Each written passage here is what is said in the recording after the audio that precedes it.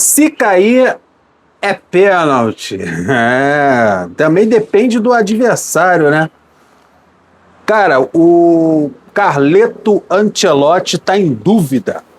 Tá em dúvida. O Danilo Santos, né? O volante do Botafogo. Mas quem? O Ryan, Igor Thiago, Paquetá, dancinha do Paquetá, botaram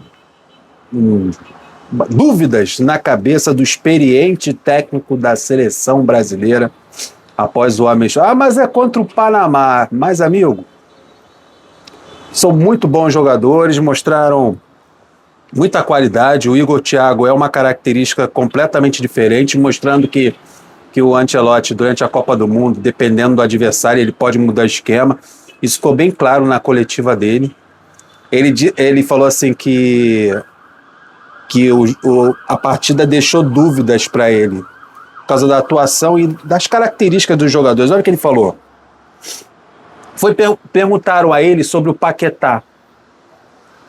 Aí ele foi até irônico com os jornalistas, falando assim, já que vocês não têm mais o assunto do Neymar, que ele já falou logo que não vai desconvocar, ele vai cortar, então agora, para vocês terem assunto daqui para frente, eu vou deixar em suspense o que eu vou fazer com o Paquetá. Deu uma zoada no jornalista. Olha o que ele disse.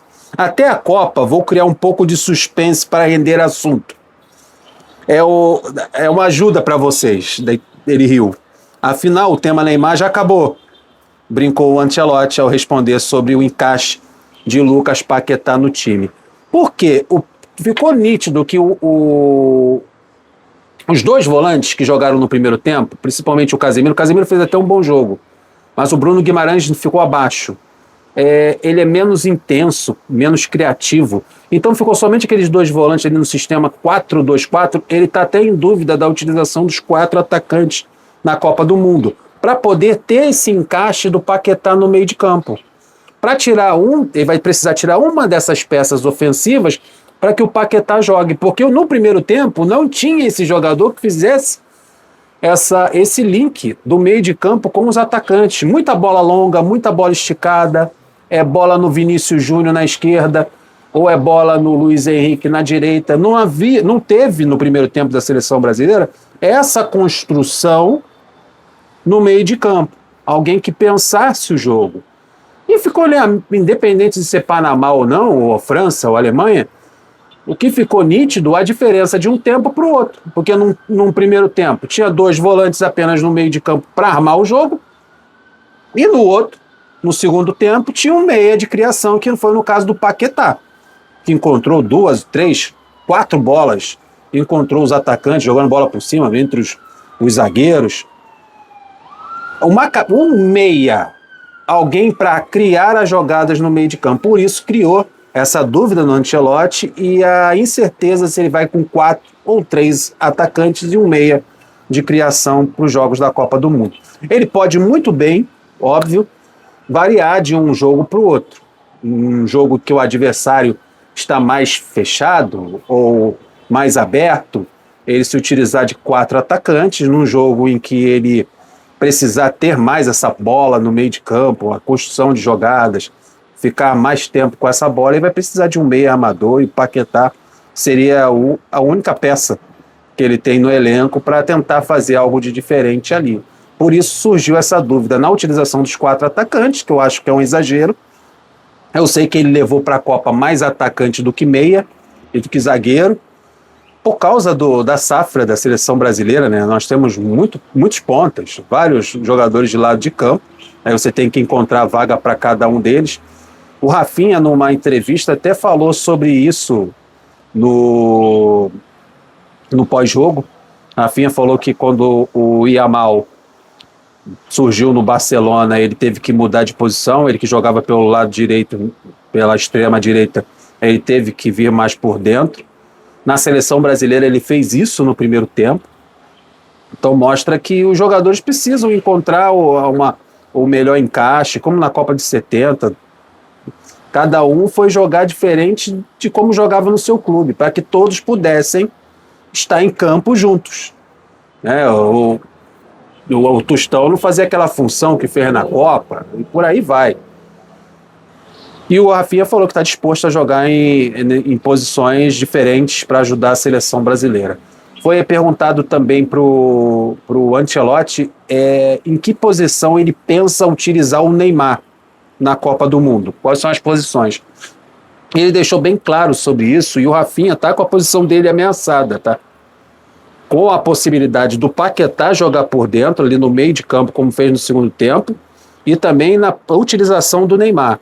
Ele falou que não quer utilizar o Neymar nas pontas, aberto pelos lados do campo, ali como um extremo, como foi no caso do Luiz Henrique e do Ryan, que fez um golaço, mas sim nas funções, nas posições do Vinícius Júnior e do Rafinha. O Neymar vindo como um meia armador. O Rafinha fez essa função no primeiro tempo e não exerceu bem.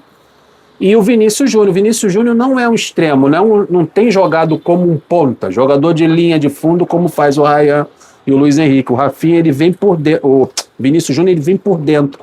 Ele faz a diagonal e quase participa como meia atacante, mais fechado. É ali, pelo lado esquerdo, que o Ancelotti acha que tem um encaixe para o Neymar ser utilizado. Então, para essa função de 10, do cara da criação, tem o Paquetá e tem o Neymar. Claro, se o Neymar tiver condições de jogo, tiver bem fisicamente, puder entrar em campo. É mais uma opção para a função do camisa 10. Pelo que eu vi ontem, pelo que eu vi no segundo tempo, eu acho um achado o Igor Thiago para jogos que você precisa de um centroavante de área, de um cara forte, um cara para prender os zagueiros, um goleador, um camisa 9 típico, raçudo, brigador. Então, em determinados jogos você vai precisar desse tipo de jogador, como a seleção brasileira tem um monte de falso 9, jogadores com mais mobilidade do que ele, não que ele seja um cara estático. E a seleção ficou bem claro que ela mudou completamente quando teve alguém que segurasse a bola no meio de campo e cadenciasse ou desse o ritmo do jogo. Aí falei do Rafinha, falei do Paquetá, que ele vai manter um mistério aonde que ele vai encaixar o Paquetá nesse time, mas eu acho que não há mistério. A função que o Paquetá tem que fazer na seleção é o que ele fez no segundo tempo de ontem. Aí as dúvidas, né? Eu disse que o jogo trouxe mais dúvidas do que certezas para ele, com a utilização de 4 ou 3 atacantes. Eu acho que o amistoso foi muito proveitoso, principalmente para o Danilo do Botafogo. Eu acho que o Danilo é muito mais jogador do que o Bruno Guimarães.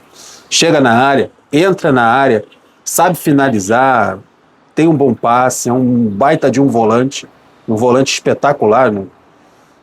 E ele jogando ao lado do Casemiro, num time titular, eu acho que a seleção brasileira só tem a ganhar com o Danilo e o Casemiro e com o Paquetá para criar o jogo no meio de campo. E 3 atacantes, eu acho que muito atacante e pouco meia. A seleção brasileira se mostrou muito vulnerável a contra-ataques. Teve um momento que o Panamá estava no campo da seleção brasileira e criou chances. O goleiro fez defesa, o Alisson fez algumas defesas. Acho a defesa da seleção brasileira muito exposta por causa dessas peças no meio de campo. Sobrecarrega o Casemiro e o Bruno Guimarães, e na hora que a seleção brasileira não tem a posse de bola, esses jogadores há um desgaste da parte deles em termos de marcação, e há um espaço entre o meio e a defesa. Quanto mais gente tiver no meio de campo, melhor. E a seleção brasileira está acostumada a jogar assim, com a posse de bola, com o controle do jogo na meiuca, com mais peças ali, com 10, com camisa 8, com um volante. No máximo, 3 jogadores no meio de campo. Não um 4-2-4, não gosto disso. Bola longa, parece, né, o time de contra-ataque. Eu gosto quando a seleção brasileira constrói o jogo. E o Neymar e o Paquetá podem fazer essa função na Copa do Mundo. Tá bom? Deixa o like, se inscreva no canal, até o próximo vídeo, tô indo nessa. Abraço.